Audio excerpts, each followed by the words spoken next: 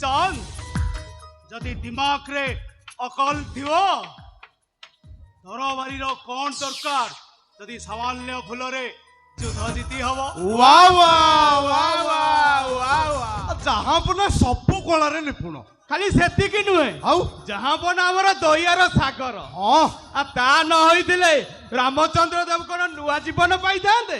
शत्रु को संपर्क रे बांधी निज पाखरे बसाइबा कोन कम कथा जहां पना को हृदयटा सेतिकी विशाल बोली ना जहां बना खोर्धा नवाब को दरबार रो कई जने साधु बाबा सेन संग साक्षात करिया को आछन।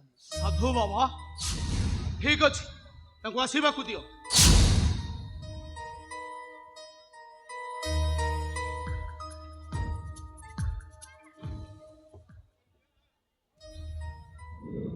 लक्ष्मी परम गुरु आपणक परिचय गोदावर गोवर्धन महापात्र लक्ष्मी परम गुरु नवाब को सम्मुख रे कुनी सभा पड़े ए कथा कोन आपन को जणाइबा को पड़िबो।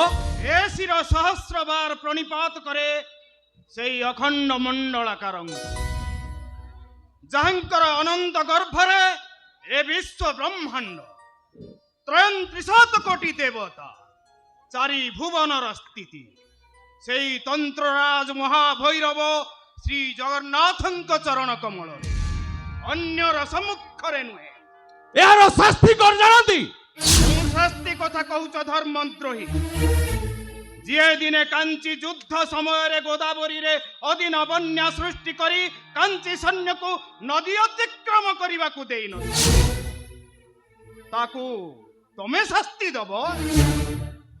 आसन ग्रहण करंतु मुल्ला महाराज। म्लेच्छर सिंहासन तले साधकर आसन ग्रहण शास्त्र रे निषिद्ध। ताले ठीक आसीबार कारण खोर्धा सिंहासन शून्य राजा नथिले प्रजा मानंक मध्यरे अराजकता सृष्टि हुए।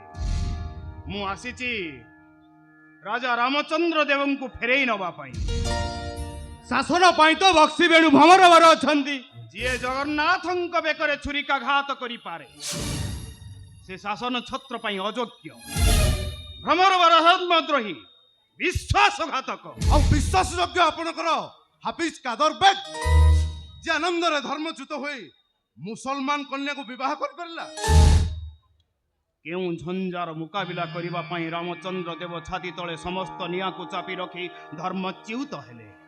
तमे कौन बुझिब जगत सेठ तमे तो हौच सेई हिंदू जे जवान सहित हाथ मिलेई निज भाईर भी गला काटी पारे। तमे कौन बुझिब गोटिए भक्त छातीर अवरुद्ध वेदना को एबे भी रामचंद्र देवर आखिर लुह संज सकाळे पूजा फूल हेई श्री जगन्नाथंकर पाद तले अजाड़ी हेई पड़े।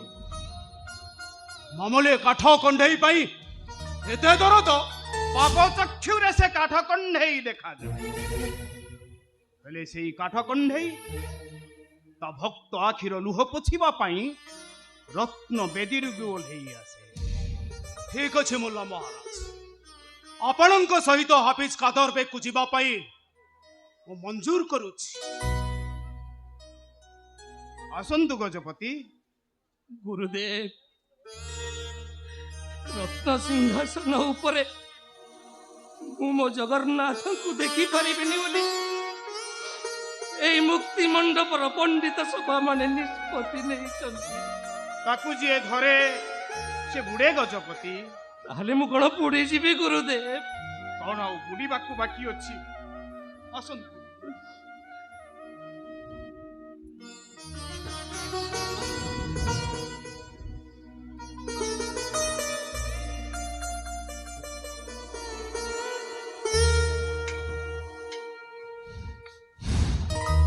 कापाली कोटा आम सामना रे अपमान दे राजा को नहीं चली गला कहीं की के जानी ए मुल्ला महाराज का आगे मु दुर्बल हो गली राजाटा आम हाथ खसी गला जे तो की खान एते कच्चा खिलाड़ी नुहे तो की साहेब सुनो मिर्चाल राजा जीवा हेले रेजिया आठी रहिबो हाफिज कादर बेग को कहबो हफ्तारे थरे अछि मो कटक दरबार रे देखा करिबो एटा ତକି ଖାଁର ହୁକୁମ।